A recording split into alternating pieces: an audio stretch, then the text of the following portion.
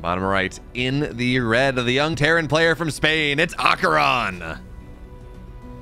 I am loving how quick these segments are, by the way, Bio. Wardy did a great job with it yesterday. You're doing it too. And I guess if we have 11 best of threes, this is just the best way to power through. But in the end, that's what everybody wants to see. In-game probes and SCVs mining. That's the most fun part of this entire broadcast. In the top left side of Dragon Skills, also representing the Platinum Heroes, hailing from France, this is ShaDoWn. Now that I think about it, Bio, what is interesting about ShaDoWn is that I feel like he's a very dangerous Protoss to go up against if you're a Terran and you're the favorite, right? So the likes of Clem, or maybe not so much Gabe, because Gabe is just an animal in this matchup. But Clem and Spirit, for instance, they would probably not enjoy playing against ShaDoWn because he's very good at holding his own, but he seems to underperform a little bit when he's the favorite. And it's obviously kind of hard to explain that, but yeah, maybe he's just willing to be a bit crazy, a bit more creative when he feels that he's the underdog, and that works out well. And when he's the favorite, he's forced to be a bit more passive perhaps and just kind of play solid like you expect the favorite to do, and maybe that's what he struggles with a bit more.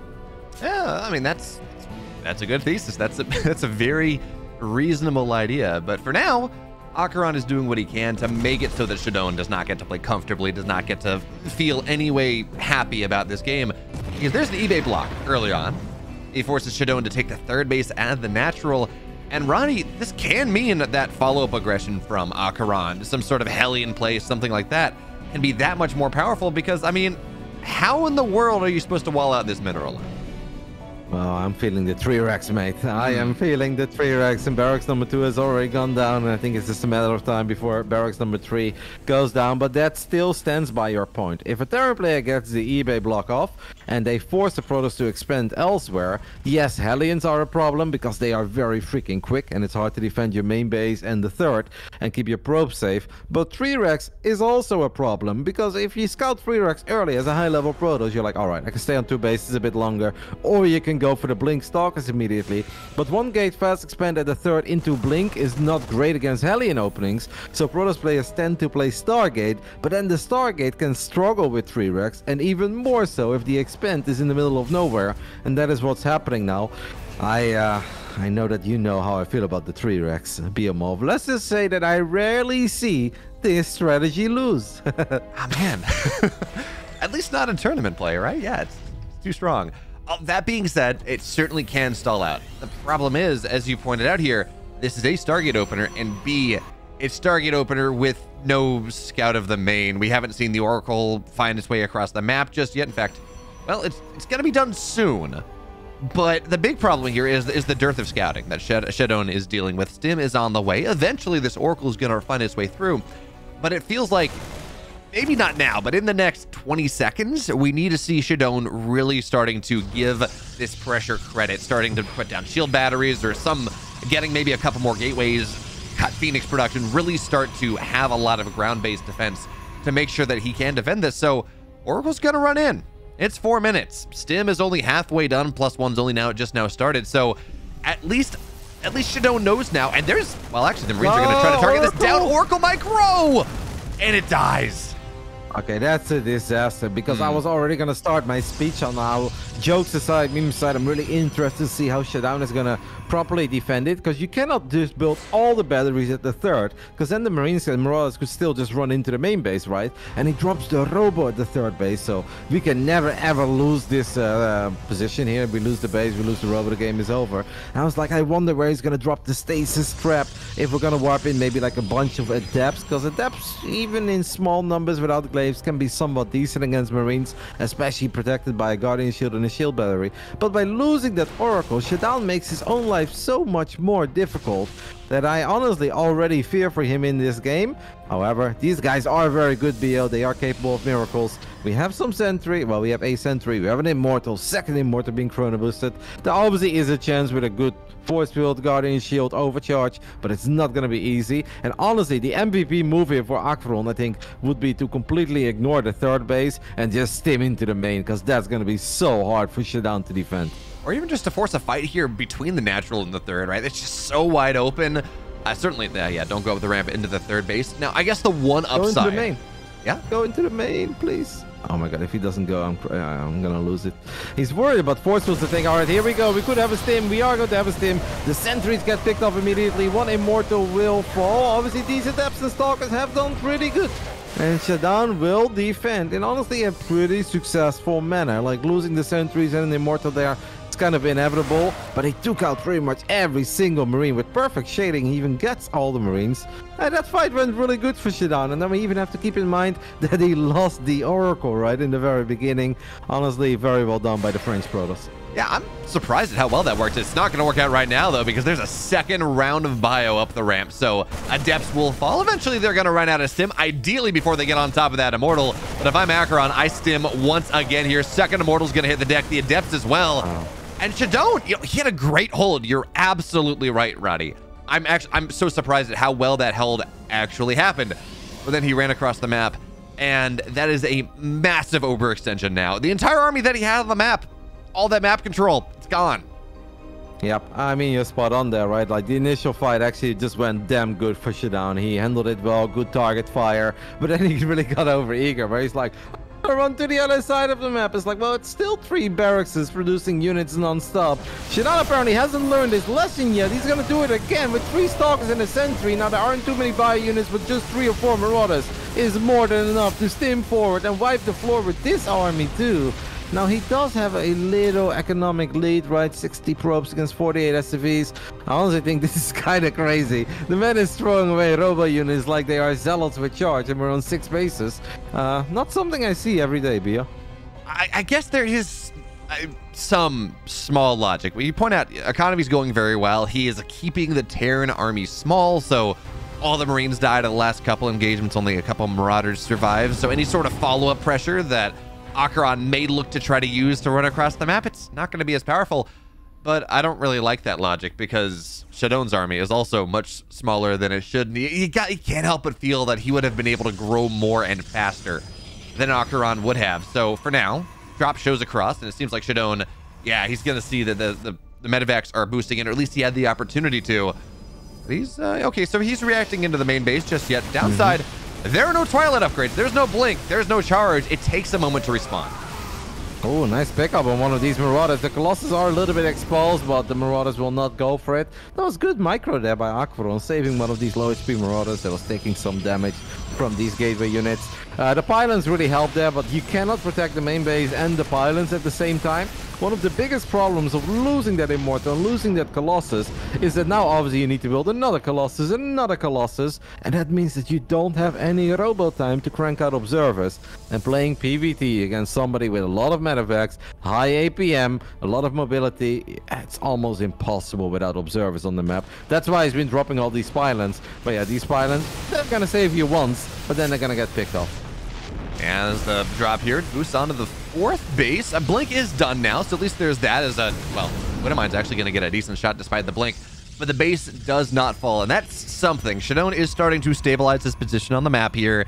The pylons, yeah, they're dead, but they bought the time. I want to say that they bought the time that they needed, Roddy. Now observers are out. We're starting to see disruptors get added in, second robo. The setup here that ShaDoWn has, it's becoming a lot more stable. Yep, he's gonna try his luck perhaps on the other side of the map once more, which would be great if there are no Vikings, but we do have a Viking. We've got a Widowmine here too, we've got a bunker. If I was ShaDoWn, I would not stay here. Like, I understand trying just to see what's up. What you're going up against, that Widowmine shot is cash money. But the Viking count is already quite good, man. We have 6 Vikings, 17 Marauders. AqueroN's army, if they fight without a battery, it would wipe the floor with ShaDoWn's army. And I guess ShaDoWn realized that very quickly. So he's going to recall. He does have that one disruptor. Can we get a big Nova? That's kind of what he needs. First Colossus is already going to take a lot of damage. Yeah, I mean, I guess the one thing here, AqueroN's lacking Ghost, but those Vikings, you're right, they're doing so much. Shield batteries aren't done at the 4th base, so one Colossus will fall, but the Zealots at the front, second Colossus going down, and it seems like the concave of the Terran is going to be more than enough here. Zealot charge is not done. They're just slow Zealots. So the Stalkers, they have nothing really to buttress for them. The Vikings land right on top. And ShaDoWn loses his entire army. Everything's dead. The 4th base is soon to follow. Imagine charge was done. Imagine that, well, he had shield batteries done, I guess would be the really big thing here. Imagine the disruptors landed. ShaDoWn had opportunities, but unfortunately, those opportunities, they have come to naught because, well, 4 base is dead. There's not a lot left.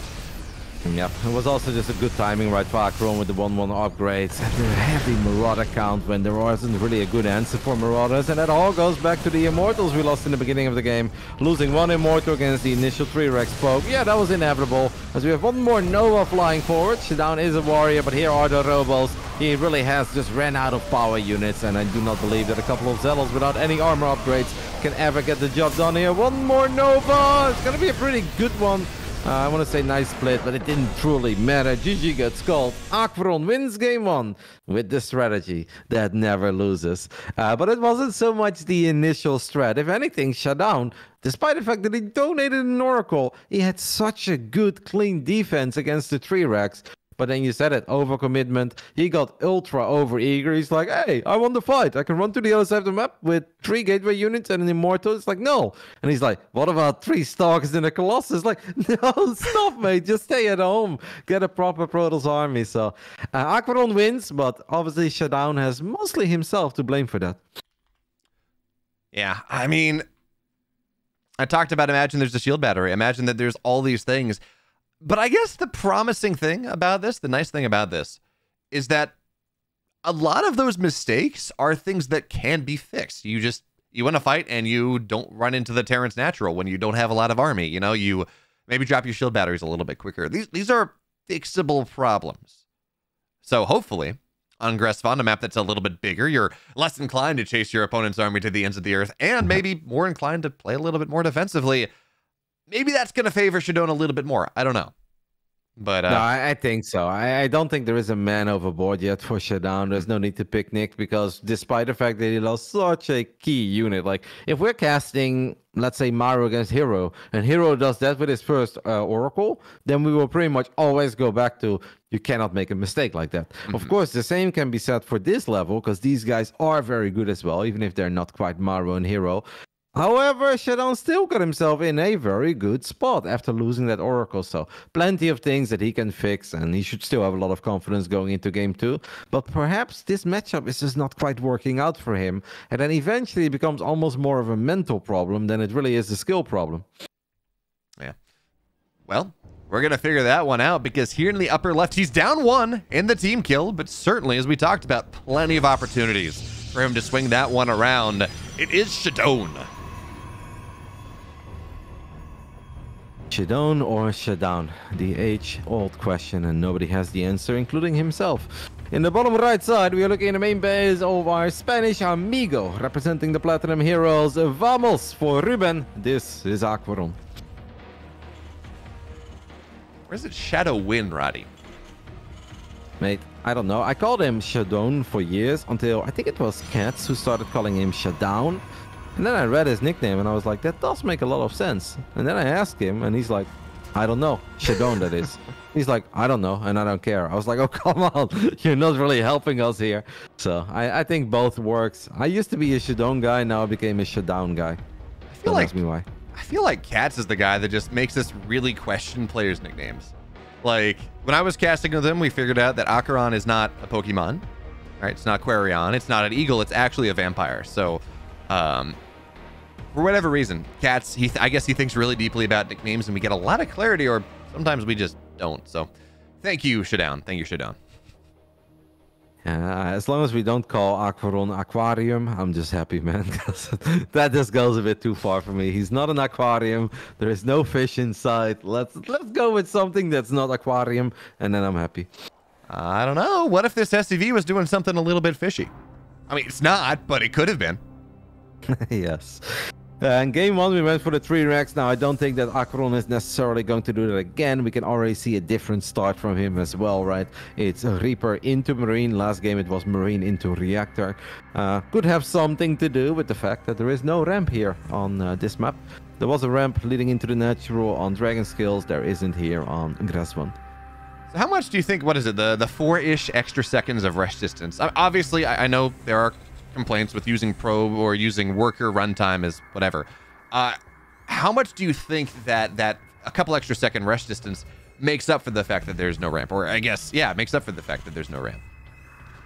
Definitely changes how certain games play out, but I think stuff like the amount of space that medevacs have in between the main base and the natural, or if there is like a safe idle area behind the main base, I think that kind of stuff is often a lot more important with whether or not we open up with a lot of bio units or a Widowmine drop. As this Reaper, by the way, very casually gets 2 probe kills and gets out.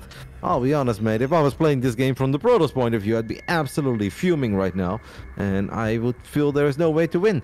Now, hopefully ShaDoWn has a much better mentality than I do, but this is a big deal, man. We only have 27 probes on the map. You randomly lose 2 probes, and you don't even kill the Reaper? Like, that feels terrible. And now, full scout to the main base as well. It's going to be able to run away from the Stalker for just a second. Really shouldn't be another probe kill, and there we go, but full scout, you get 2 probes. That's far more than you expect to get out of a Reaper, but certainly pretty nice opening for AqueroN now. And now, well, we got the medevac done. He's going to add on a tech lab here, so a bit of a Raven opening, much more standard build, or much more macro build coming out of AqueroN in game 2 compared to game number 1. But it is Gressfon, so that makes sense. Yep, Raven into tanks most likely. Maybe AqueroN is a tiny bit worried that ShaDoWn plans down another gateway or 2 and starts being aggressive. That doesn't quite seem to be the case. We have another gas going down, so most likely it's going to be Blink Stalkers into Colossus. And then I kind of feel that we're going to look at that good old dance of the Raven push, the interference matrix versus the Colossus. But maybe ShaDoWn can even just prevent that Raven altogether. Sometimes when Terran players open up like this, they still just rally the Raven to the top left side of the map and they start doing auto turret harass. But I really don't like it if you expand so much later and you're going up against Colossus. I think interference matrix will always be a whole lot more impactful than killing a couple probes. And I really like this opening, or this change. Well, actually, I guess if you're a Terran, you really like this change. If you're Protoss, you're not. But Ravens are much cheaper now than they were before Katowice. They're like 50 gas cheaper, 150 versus 200. And what that means is you can afford a Raven and a tank off this 1-1-1 opener. It used to be, okay, you're going to get a Raven, tank's going to be later, vice versa. So you had to make a choice. Now, you can be safe against Blink Stalker aggression. You can get those tanks out early, and you can get your Ravens just as much as you would like, which means there's kind of no downside. It really shored up a lot of the holes in the Terran early openers, so maybe that's why we're starting to see more 4-gate Blink, just because Protoss, they feel like they need to get something done, but now this Observer goes down, so even less. Let's see what early Warp Prism here, Roddy. This is going to be something. Yeah, probably just to buy some time, because ShaDoWn is going up to 3 bases, not playing the Colossus that I expected. Instead, drop the Templar Archives, and going to Chrono Boost the hell out of Storm. So you most likely have Storm against the first move out of Terran. That's obviously always great for the Protoss. Needs to be careful with this Prism, though, because there is a Viking, and there was still that Widowmine. And now AqueroN needs to be careful with his Viking. Loses the Viking for, honestly, not a whole lot. So that's a little bit sloppy. Third CC going up. What's interesting about going quick storm is that you often feel as a Protoss that, okay, I cannot be too greedy. Cannot build too many probes, because if I'm going to get attacked and all I have is 2 storms, it's not good enough. But AqueroN is actually dropping another CC, so it is important for ShaDoWn that he keeps on building workers, because having storm but then being down in workers doesn't really do a whole lot for you. I think we've got the Raven arrest, by the way, in the main base. Auto turret goes down, gets 2 workers.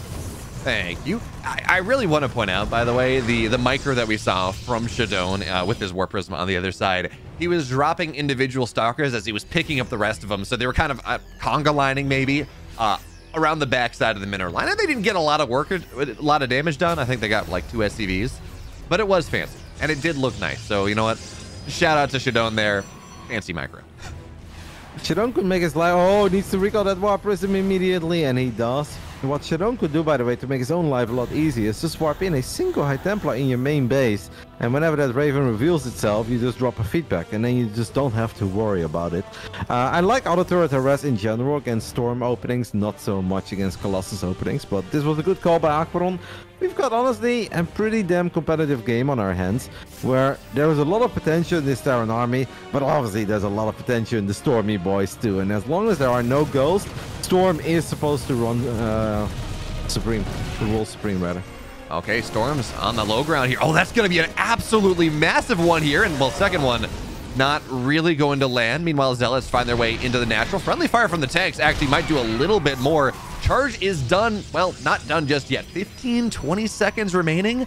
that storm, that slowed down ShaDoWn quite a bit as the Zealots finally dealt with. The thing we should point out here, by the way, is that War Prism was not with the army. There were a couple High Templars in it now, but there really was no way for ShaDoWn to properly get the flank that he wanted with the storms. Yes, High Templar are faster than they used to be, but not by that much. And now seems like he's a little bit out of position to defend the fourth, but no.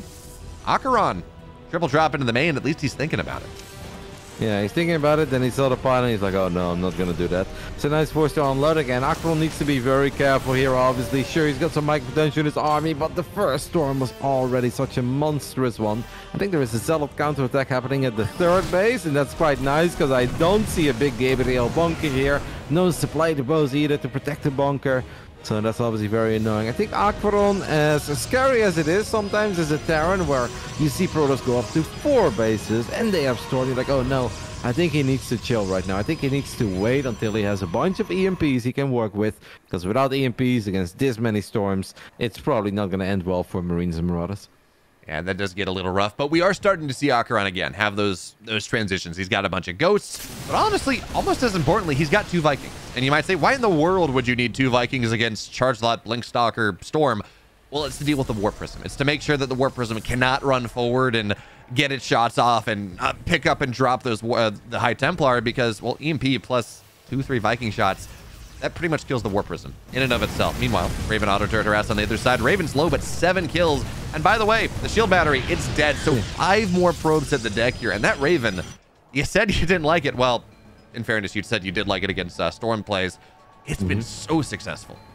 Yeah, no, it's been very good. I wouldn't like it to use it like that against Colossus openings, because then I think the first push is too important. As an EMP lands, after the Widowmine shot went off, the Immortal gets stacked immediately. There are some storms, but that War Prism is indeed taking a lot of damage from those Vikings, like you already pointed out earlier, BO. There's still some Zealots trying to cause some chaos, but this is an awkward moment for the Frenchman, because he's got Storm, but he's trying to make it into a bunch of Colossus, bunch of Disruptors. They are not out yet. If the EMPs land or a couple snipes go off without High Templars, this Protoss army is bad.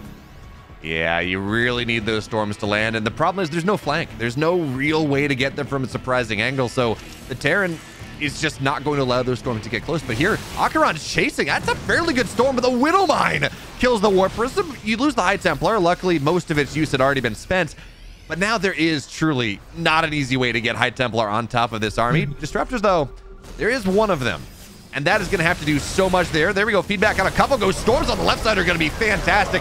And the Storms, they actually happen to be even better. But Colossus on the left side. Vikings, Marauders get on top. But here comes ShaDoWn chasing down here. The Colossus stays alive for just a little bit longer. And the entire Terran army is going to get absolutely obliterated. We talked about how the Storms were not going to land easily, but they landed just well enough. The Disruptors did an incredible job. The Colossus peeking out at the last moment. And actually, AqueroN's just going to tap out here. Too much damage on the other side.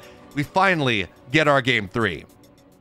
Yes, for the first time today, we are heading in game 3. Honestly, I'm very surprised this game just ended there, because that was actually beautiful army movement by AqueroN. It was a lovely rotation, showing yourself on the top side, running up that ramp in the third. He threw down a scan, but I think he barely, he missed that High Templar on the left, and then he didn't quite have the courage to split off a couple of Marauders and go for those Disruptors, because this entire fight, it actually could have gone really well for AqueroN. If he nails a couple of EMPs, he guns down a Disruptor, it could have gone well, but it almost felt to me like he panicked. He got feedback, a Nova, and then he wants to run to the left, and he runs into 2 massive storms of the High Templar that was barely out of scan radius.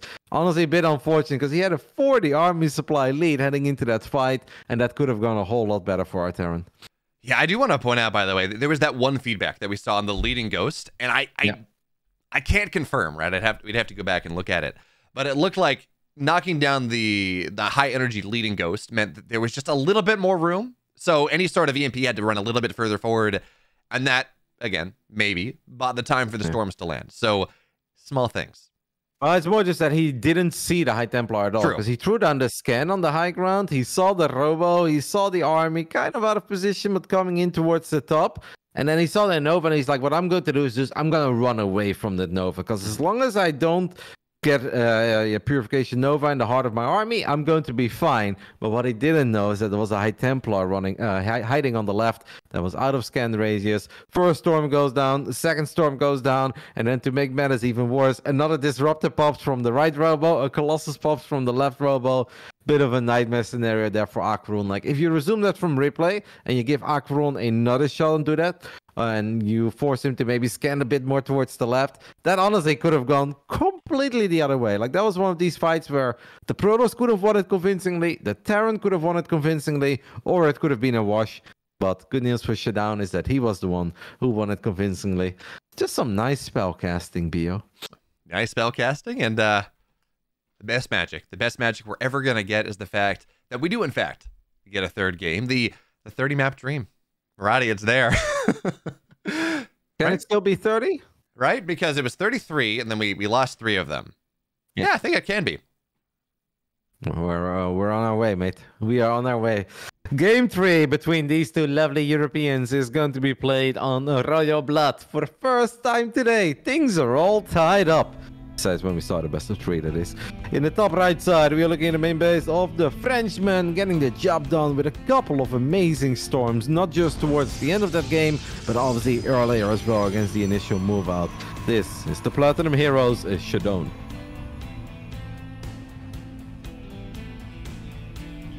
And on the bottom left, he had so many opportunities, but storms, well, you know what? Stormy weather, something. Game 3, though. Let's see if he can take it. It's AqueroN.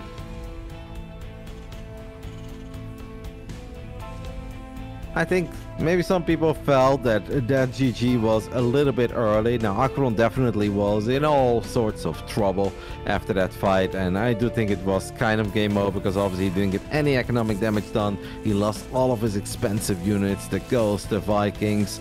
Would it be the craziest comeback of all time if he'd still win that game? No.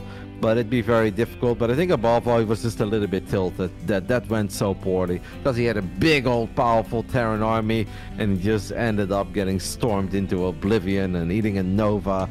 Just got a bit unlucky. I think there was a bit of emotion taking over there where he's like, all right, I'm done. I'm not going to win this game anymore. 4 base Protoss. Too much splash damage. Let's go ahead and hop into game 3. He also, I think, took a decent... I don't know quite how much, but it looked like he took a decent amount of damage from run-bys on the other side as the Zealots, they ran in. I think he was down about 20 workers when that fight happened. So, yeah, you know what? Bad fight, bad economy. Might as well just go to game 3. And Royal Blood is a much smaller map. It's a map it's a little bit harder for the Protoss to play as aggressive as or as defensive as possible. There are maybe a little bit more attack paths. So might as well. It's like, okay, well, you know what? This was the map. I wasn't confident I was going to win anyways. Let's just go to game 3. The only argument I think that can be made for AqueroN staying in that game is that he did kill the War Prism right before that big fight took place because the Widowmine connected and that High Templar took some damage as well, actually went down from the splash damage. And I think without a War Prism, it's unlikely that a Protoss is going to run to the other side of the map immediately. But then again, ShaDoWn didn't just win the fight, he completely dominated the fight, so maybe even without a Prism, ShaDoWn would have just A-moved AqueroN on the other side of the map. Don't think it was a big deal, but just wanted to clarify. We have another Reaper opening here for AqueroN as we have a factory and another barracks going down, so it could be one more barracks even, right? And then we've got the good old Ryong setup, as I like to call it, where it's barracks into factory into 2 more barracks, and we'll take it from there. Yeah, and well, you know, in fairness, Roddy, to put a point on what you were saying, ShaDoWn did show a propensity for running across the map the moment he wins a fight in game 1. Didn't work out for him, but, you know, I guess that is there is some warning there. Certainly, though, it's going to be interesting to see what AqueroN is going for in this game. The way ShaDoWn's been playing, a quicker stim does strike me as something that might be able to kind of punch through a little bit, right? You hit a minute early, and if everything ShaDoWn have is timed out around that 7:30 mark, yeah, punch right on through. AqueroN drops an eBay before he drops barracks number 3 or a starport. He can obviously still go into starport as well. And then just kind of have a weird way of getting to a 2-1-1 setup, which is not ultra common in this matchup. But I also don't want to say like, wow, we've never seen a Terran player go 2 barracks, 1 factory, 1 starport, quick medevacs. Like, there are some Terran players who like it just because they want to have that micro potential of the stim marines early. But it's not going to be the starport. It will be the 3rd barrack setup. in fairness, we are seeing Bjorn actually do a lot of 2-1-1s against Protoss players. I'm not going to say it's the best thing. It's probably 50-50 on kind of how Bjorn does it, but it has been entering the meta, at least in kind of the Korean tournaments, maybe a little bit. There's a Cyclone there, gets an Adept, nice lock on. So the Adept falls down, map control goes down just a little bit more. But how do you feel about this, Roddy? There's another Warp Prism on the way. Blink is just about done, so ShaDoWn is going to try to unlock his aggressive options just a little bit more off this 3-gate against a 6-minute stim. How does this one line up? Well, I think it's more to buy time, right, and get any freebies. If AqueroN makes a mistake, Cyclone is exposed, you take it down. If there is a tank that you can get, you take it down. If there are a couple of SCVs you can pick off, that's what you're going to settle for. But if we look at the production tab, we see the Nexus, we see the Temple Archives. ShaDoWn clearly was like, hey, that Quick Storm, that worked out pretty good. Let's do it one more time. But you can't just do nothing and go into Storm mode. You can, but then you really need luck that the Terran player doesn't attack you before you want them to attack you. So you're going to try to buy some time with the Blinky Boys and a Warp Prism just to keep your opponent busy and get yourself further ahead. Don't hate it. Let's see if that Cyclone could be a target here, because that would be a lovely pickup for ShaDoWn. You should be able to get that. There we go. Blinks on top. One more shot, but well, a little bit too far away. And now Stim is done. Marines are going to try to chase that down. But, I mean, it is at the end. Oh, should not have lost that Stalker there. I was going to say at the end of the day, it is just Stim Marines. There are no tanks. The Cyclone is just about dead. So not a lot of follow-on anti-Stalker play, right? But the Stalker will fall. Marines are going to be there in enough numbers. And that, by the way, should be enough of a scout. That this is some sort of earlier third barracks, or earlier second barracks, that this is going to be some level of pressure coming out of AqueroN. So ShaDoWn, well, he's going to respond to it. We're going to have to see how. But the good thing is, Storm is done in more than enough time to defend against this push. Probably need to recall the Warp Prism though. Alright, ooh, the Cyclone got the lock on, but no scan went down, so the Cyclone will be able to break the lock on. AqueroN is already moving his way to the other side of the map, so we're gonna have a couple of tanks, a couple of SCVs as well. And this is kind of awkward, because yes, there is a starport, there are extra barracks, but this is still a decent amount of SCVs to pull. Storms are ready. The first Storm though, a little too early, does not really get a whole lot done. I think AqueroN might still be a bit intimidated by it, like, whoa, you've got Storm already. But that was kind of it, right? The rest of the army was really not all that impressive. So he's going to send the SCVs back. We'll just wait. Even drops the Ghost Academy on 2 bases, 5 barracks already. Yeah, this is interesting. I'm brought to mind of like old school TVP where you had the 3 base SCV pull, 3 ghosts, right? And the logic was, if that push hits before the Storm is done, Terran wins. I mean, obviously, I'm simplifying. If it hits after Storm is done, Protoss wins. So the decision to pull SCVs into a Storm play, I mean, it feels delightfully old school, but I do like the decision from AqueroN to back up here. The SCVs weren't going to do anything, but now we got to ask ourselves, ShaDoWn, he has the opportunity to be aggressive, but should he? That Storm gets on top of a High Templar? No, he's going to save them all, and the Storm is going to kill out of that biome. Yeah, I don't know what AqueroN was hoping for there. I think a random Warp Prism snipe, or maybe he was going to rally those units to the other side of the map and go for a run by. Did not work out. ShaDoWn does not need to attack into AqueroN though. Like, he's a 3-base Protoss going up to 4 bases. But I guess he just really wants to find damage. He's going to go for a Storm drop on the SCVs, but it's kind of wild when the 4-base Protoss is attacking into the 2-base there. The Storm drops are absolutely perfect, though. That's 14 SCVs going down, and I'm sure that ShaDoWn is now never, ever going to run into those tanks. Yeah, I think this was posture. I think it is a better version of what we saw in game number 1, where game 1 he ran up the ramp and he really should not have. But this is now... Oh, okay, feedback on the Ghost. No EMPs there. Second feedback. So it's going to be really hard now to take this army. There we go. These Ghosts, I mean, they're still strong, but they're not nearly as good as they once were. No ability to EMP anymore. So ShaDoWn seems like he's going to try to take a fighting retreat for the moment. Storm's on the backside. Oh, man. ShaDoWn trying to pick this apart. Yeah, Warp Prism came in, but now you need to move the Warp Prism, though. He didn't. He's going to end up losing it. Loses to 2 High Templars as well. So obviously landing the feedbacks is amazing, because that means there are no EMPs to worry about. EMP great against High Templars, but also against the rest of the army. But ShaDoWn still needs to be a little bit careful, because tanks can also be used to zone out High Templars. He's just going to go ahead and take this fight immediately. Doesn't seem like the best fight. It really comes down to the Storms. But this is where these tanks can still come in handy. Like, obviously, if this game goes on for another 3-4 minutes. It's 100% over, but this army of AqueroN still has potential if he controls it in an optimal manner. It all comes down to the High Templars. Can the storms hurt? That one was decent. It looks bad for our Spanish Terran, but there is still a tiny chance with the tanks in all this bio. Yeah, so for now, it's a big concave coming out of ShaDoWn. Tons of zealots on the right side. 3 Jaws of Death getting ready. And that previous fight, by the way, is the Biostims 4 does not get the High Templar. That previous fight would have been fantastic. The High Templar were so far away. Man, they're so clumped here. Storm, though, zones everything out as now runs forward. Feedbacks. Again, they're going to be fantastic. And we're just not seeing those EMPs, as you said.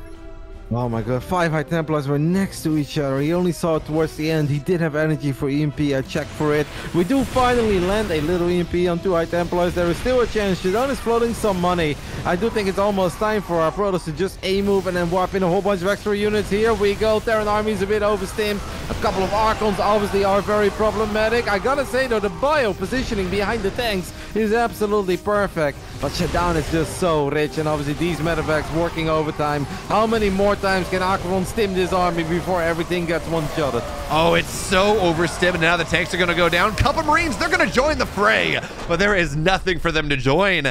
And you said you weren't sure how ShaDoWn was looking. You know, he lost a battle V3-1 last week. Well,